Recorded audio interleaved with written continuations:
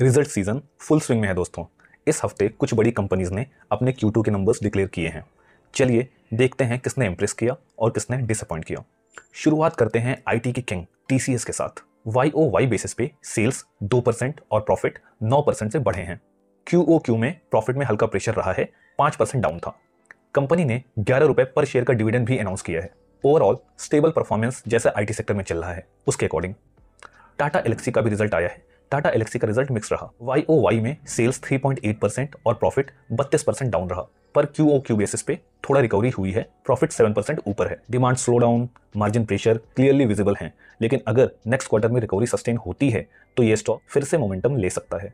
Electron engineering के numbers देखकर market हिल गया। YOY बेसिस पे सेल्स में 13% अप रहा, पर प्रॉफिट बिल्कुल फ्लैट रहा।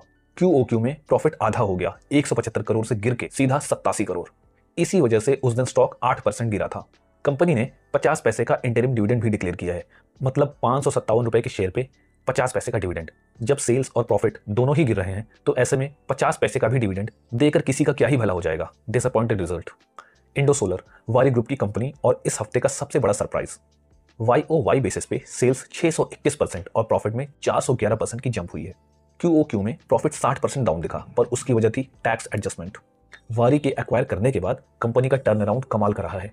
और जब पेरेंट की बात हो ही रही है तो चलिए देखते हैं वारी रिन्यूएबल्स का रिजल्ट भी। सेल्स 47% और प्रॉफिट 118% YOY से बढ़े हैं। QOQ में भी सेल्स 28% और प्रॉफिट 33% अप रहे। Solar energy boom clearly numbers में दिखाई दे रहा है। अब बात करते हैं रिटेल जायंट डीमार्ट की।